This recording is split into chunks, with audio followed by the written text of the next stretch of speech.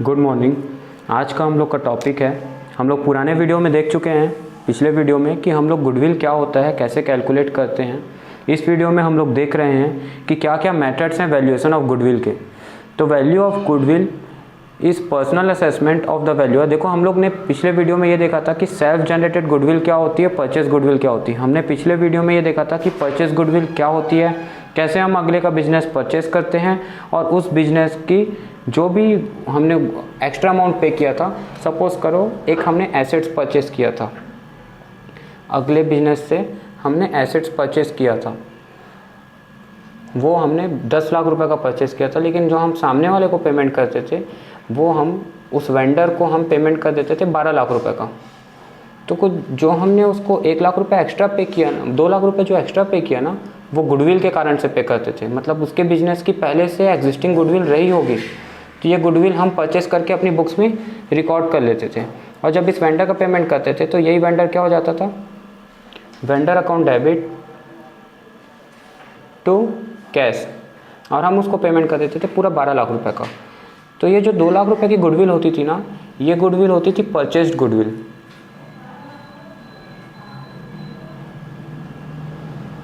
हमने दूसरे के बिजनेस के गुडविल को परचेस करके अपनी बुक्स ऑफ अकाउंट में रिकॉर्ड कर लिया। अब जो हम बैलेंस शीट बनाएंगे ना अपने बिजनेस का, तो उस बिजनेस में ये परचेस करने के बाद हम तो कैश तो कम कर देंगे अपना, कितने से 12 लाख से कैश कम कर देंगे, है ना।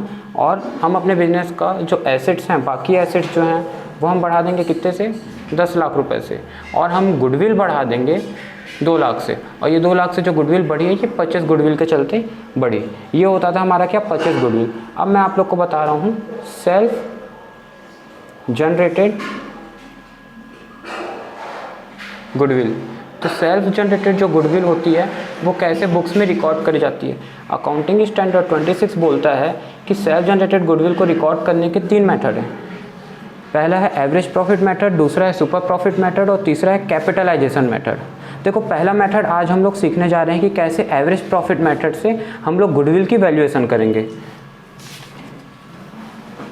देखो क्या होता है, ये मैं आप लोग को बेसिक कुछ फंडामेंटल्स बताऊंगा गुडविल के, कि कैसे हम लोग normal profit of the business calculate करते हैं, और normal profit of the business से हम लोग निकालते हैं क्या, कितनी गुडविल कैलकुलेट होगी बिजनेस की, और फिर उस नॉर्मल प्रॉफिट के बेस पे एवरेज निकाल करके हम गुडविल कैलकुलेट करते हैं। चलो एक काम करता हूँ, मैं डायरेक्ट आपको एवरेज प्रॉफिट मेथड के जो क्वेश्चन हैं वो डायरेक्ट क्वेश्चन सॉल्व करवा देता हूँ।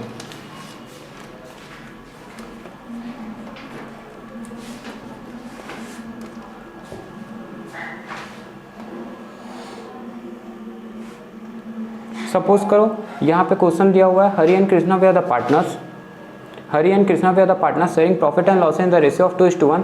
They admitted Shyam for 1/5 share in the profit. For this purpose वो एडमिट कर रहे हैं श्याम को 1/5 शेयर के लिए प्रॉफिट में, और इस पर्पस के लिए वो गुडविल फर्म का कैलकुलेट करना चाहते हैं on the basis of 3 year of purchase. Important line है, ध्यान रखना, 3 ईयर ऑफ परचेज, ये बाद में मैं आपको समझाऊंगा इसका काम क्या है। तो 3 year of purchase of last 5 year average profit, मतलब पिछले 5 साल के एवरेज प्रॉफिट पे उन लोग 3 ईयर ऑफ परचेज निकाल के गुडविल वैल्यूएशन करेंगे। इसके लिए उनको प्रॉफिट दे दिया 5 साल का कितना, 13-14 का 50,000, 14-15 का 40,000, 15-16 का 75,000, 16-17 का लॉस में दिया है, ठीक है। तो ये प्लस जब करेंगे तो माइनस कर देंगे 25,000 और 17-18 का 50,000। तो इन सबको हम प्लस करके डिवाइड बाय 5 कर देंगे तो क्या निकल जाएगा, एवरेज प्रॉफिट, और फिर उस एवरेज प्रॉफिट पे हम लोग निकालेंगे क्या, गुडविल। अभी आगे देखो, मैं आपको एडजस्टमेंट आने वाले वीडियो में समझाऊंगा कि एवरेज नॉर्मल प्रॉफिट क्या होता है, उसका एडजस्टमेंट क्या होता है। यहाँ कुछ एडजस्टमेंट दिए हुए हैं ये प्लस माइनस करने के, सेम वही एडजस्टमेंट यहाँ करके पहले वो नॉर्मल प्रॉफिट निकाला है एंड देन फिर निकाला है, तो वो मैं आपको अगले वीडियो में समझाऊंगा। फिलहाल अभी मैं आपको समझा रहा हूँ कि एवरेज प्रॉफिट के बेस पे गुडविल वैल्यूएशन कैसे होती है।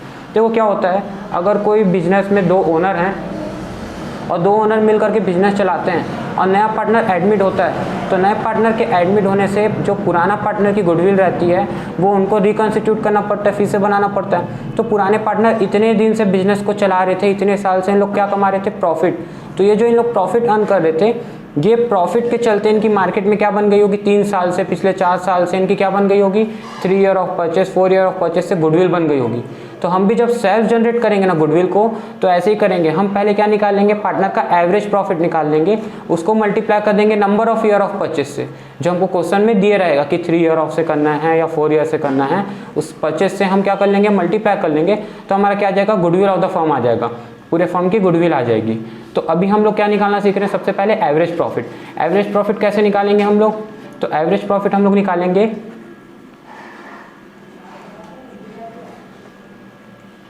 टोटल प्रॉफिट जितना भी दिया हो, जितने भी साल का, upon total number of years, जितने साल दिया हो। जैसे कि इस क्वेश्चन में हमको कितना प्रॉफिट दिया था, इस में हमको 50,000 प्लस 40,000, तो 50,000 प्लस 40,000 प्लस 75,000 प्लस,